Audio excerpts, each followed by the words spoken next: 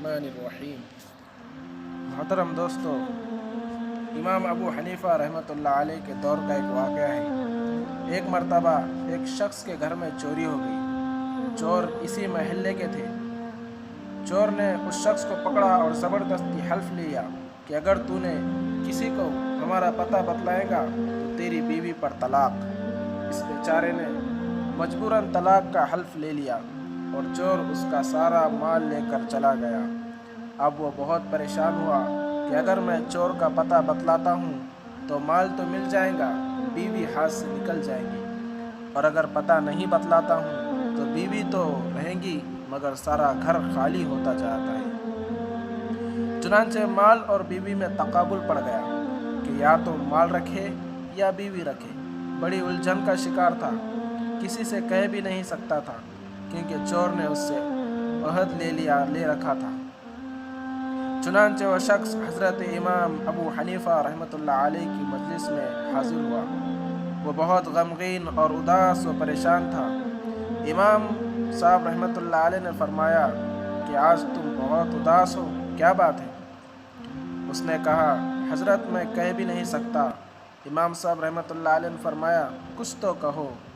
اس نے کہا حضرت اگر میں نے کچھ کہا تو نہ جانے کیا ہو جائے گا۔ انہوں نے کہا کچھ تو کہو۔ تو اس نے کہا کہ حضرت چوری ہو گئی ہے اور میں نے یہ عہد کر لیا ہے کہ اگر میں نے ان چوروں کا پتہ کسی کو بتلایا تو بیوی پر طلاق ہو جائے گی۔ مجھے معلوم ہے چور کون ہے، وہ تو محلے کے ہے۔ امام صاحب رحمۃ اللہ علیہ نے فرمایا کہ تم مطمئن رہو، بیوی بھی نہیں جائیں گی اور مال بھی مل جائے گا اور تم ہی چوروں کا پتہ بھی بتاؤ گے۔ جب یہ بات امام صاحب نے کہی تو کوفہ میں شور ہو گیا کہ ابو حنیفہ رحمۃ اللہ علیہ یہ کیا کہہ رہے ہیں؟ یہ تو ایک عہد ہے، جب وہ پورا کرے گا تو بیوی کو طلاق ہو جائے گی۔ یہ امام صاحب رحمۃ اللہ علیہ نے کیسے کہہ دیا کہ نہ بیوی جائیں گی اور نہ مال جائے گا؟ غرض علماء و فقہا پریشان ہو گئے۔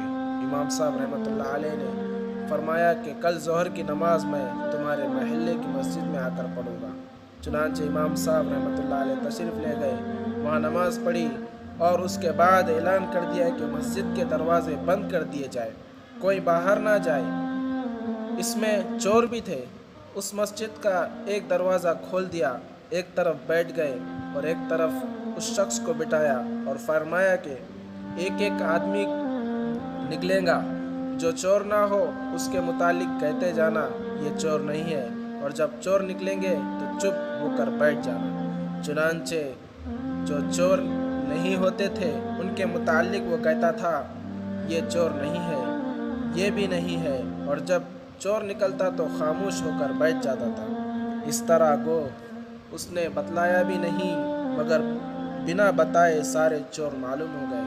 چنانچہ وہ پکڑے بھی گئے، مال بھی مل گیا اور بیوی بھی ہاتھ سے نہ چلی۔